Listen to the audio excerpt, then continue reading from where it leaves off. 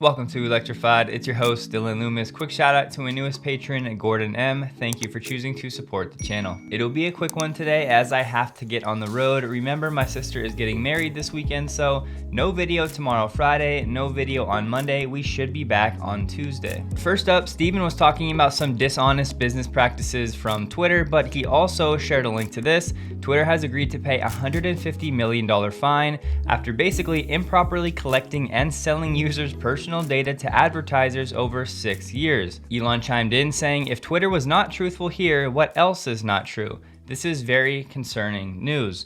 Now, the more we learn about Twitter, the more I'm seeing how poorly this business has been run. No wonder their stock price hasn't done anything before Elon, and it's just, there's a lot of shady stuff going on behind the scenes at Twitter. So that's one thing, but this could be another chip for Elon to negotiate the price lower if he still wants to proceed. Here we have this Elon Oshi account asking a great question. Instead of asking about Tesla, etc., he says, "How do you feel, Elon?" And Elon said, "A bit sad, to be honest." Interesting timing, as we just got done talking about how Elon is a human just like you and I earlier this week.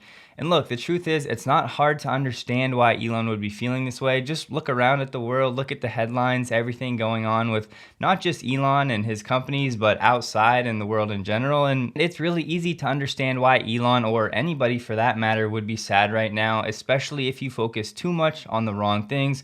But remember, life is full of seasons, and hopefully for Elon, this too shall pass. And you guys know I'm rooting for some other awesome EVs, and this is the exact reason. Elon said, with competition, the consumer is the winner. Just picture this future, 2030, where almost every new car you choose from is an electric vehicle, which hopefully most of them are compelling. I think that's a really exciting future to have all pretty good EV options. Quick update with the latest Tesla software. The regen line is apparently now a bit thicker. And Jefferies came out with a jam-packed Tesla note. Just want to highlight a few things. They did cut their Tesla price target to 1,050, and they cut their delivery volume expectations for the year to 1.415 million, or down 85,000 units. And they said, for quarter two, we forecast units of 257,000, revenue 16 billion, and auto gross margin down to 26% from around 30% last quarter. They cite weaker cost absorption and product mix given, and they mention here, higher contribution in Shanghai.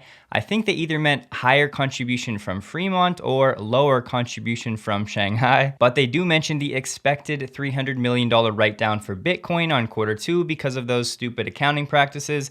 Most analysts will back this out, but some will not because they don't know what's going on, so just keep that in mind. They also mentioned something very key for all of us Tesla investors to remember in the future when it comes to key exec turnover. They said, we also note the loss of key executives like Deepak, JB, and Gian did not stop Tesla from going from strength to strength. Tesla is no longer reliant on any one person. It's a team of over 100,000 people. We have to remember this. Now, yes, losing Elon would be a little bit different, but we can talk about that in a future video. And they said Tesla is set to continue generating free cash flow faster than it can build physical product and capacity, with cash expected to be deployed into higher battery, vertical integration, and or captive financing to support affordability. And in case you're not familiar, captive financing is really just that financing to the customers. You can think of it like a subsidiary for an auto company that handles the loans and all of that to the customers that are buying the products, in this case for Tesla. And very astute questions. They say the trillion-dollar question is how far Tesla can take model concentration and how many models are needed to take the global share to 5 or 15%. And lastly, they continue to value Tesla as a hardware business, as does most of the street. Here we have Tesla delivering 4 megapacks to this new Bitcoin mining partnership in Texas. And if you missed it a few weeks ago, this is a partnership between Tesla, Blockstream, and Jack Dorsey's Blocks. Now look, if you personally think that Bitcoin is worthless, I understand that you probably think this is a waste of resources for Tesla. I would just say two things. First, people are going to mine Bitcoin either way, so Tesla might as well help in making this a renewable, sustainable endeavor instead of using non-renewable resources that pollute the planet. And lastly, I could go on for a while about why I think Bitcoin will be a crucial part of our future, and yes, it has many of challenges and hurdles and things to overcome.